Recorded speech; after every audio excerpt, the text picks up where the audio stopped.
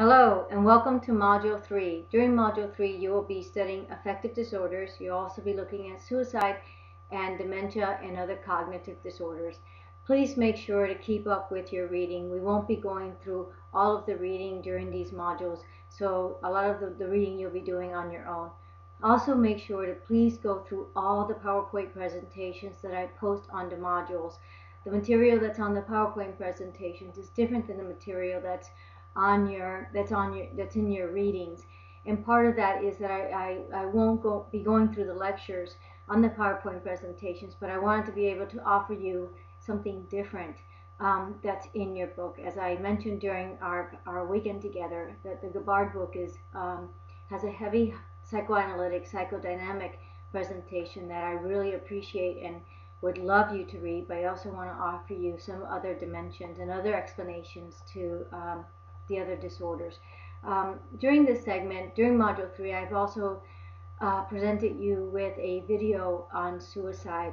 During the video, you will be hearing from 3 individuals who attempted suicide and they've survived their suicide, and I thought it would be an interesting video for you to watch. It is an hour-long video, and I'm very interested to read your discussion on the video. And one of the reasons I would like you to look at the protective factors is because we do spend a lot of time when we talk about suicide is looking at the risk factors, and yet I think it's just as important that we try to identify what are some of the protective factors that help individuals survive suicide or prevent suicide. So as you look at that video, try to identify what it is in these individuals that you think is the resilience. What is it that make them so resilient? So I hope that you find the video educational and helpful.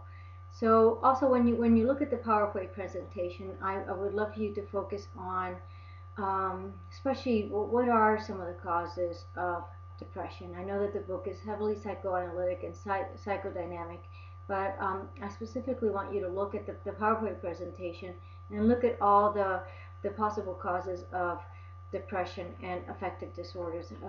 Possibly 40% of it could be explained as a genetic disorder, but when we talked about all the vulnerabilities for affective disorders, I want to make sure you take into account all the environmental factors that could possibly predispose or make someone vulnerable to the affective disorders. So please make sure to follow along with the PowerPoint presentation, and if you have any questions, please feel free to email me along anytime with any of the reading or any of the PowerPoint presentations or any of the questions that you may have regarding the discussion questions or any of the material that you read. If any questions come up, I would love to be able to have further conversations with you. During this segment, also make sure to please continue working on your defense mechanisms and on your paper. I know you have a lot of material and a lot of assignments to do, so I appreciate all the work that you're putting into this class, and I look forward to continuing to read your material, and thank you so much for all the work that you do. Thank you.